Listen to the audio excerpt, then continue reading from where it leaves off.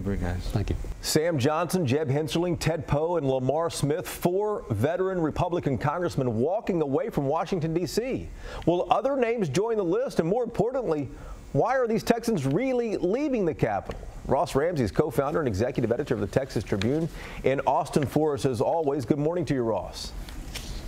Good morning. How are you? We're doing well. You know, each of these congressmen have essentially said they want to spend more time with family. The GOP is in control in D.C. Why are they really leaving?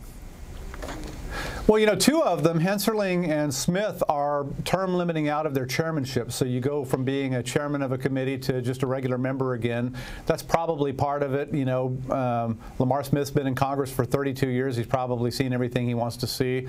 I think a lot of this is, you know, it's hard to get things done up there. It's a tough job. And on some level, I think these guys have had enough. Each of them is in a district that should be, in a normal year, safe to hand off to somebody else in the same party. You think we'll see more names on that list? I do. I think we're going to see a few more. There's one Democrat on the list that you didn't name. Beto O'Rourke is running for U.S. Senate, so he's just tired of half of Congress, I guess. But again, that's a seat where a Democrat should be able to hold that seat.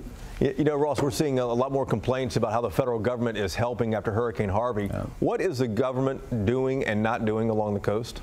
Well, I think you get to the point where the storm is over, the water is mostly gone, you've torn out the drywall and you're doing all of that and you're rebuilding. And a lot of the smaller towns and cities along the Texas Gulf Coast are not getting the attention from the federal government that they want to get. They're not getting the attention they think they'll get fast enough, and they're building a list of complaints. You know, this follows every storm, but, you know, it looked for a minute like Texas had a handle on this.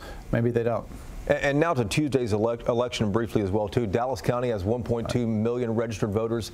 83,000 of them voted, 6.5%. Turnout statewide was lousy as well. Yeah, 1 in 17 registered voters in Texas showed up for the constitutional amendments.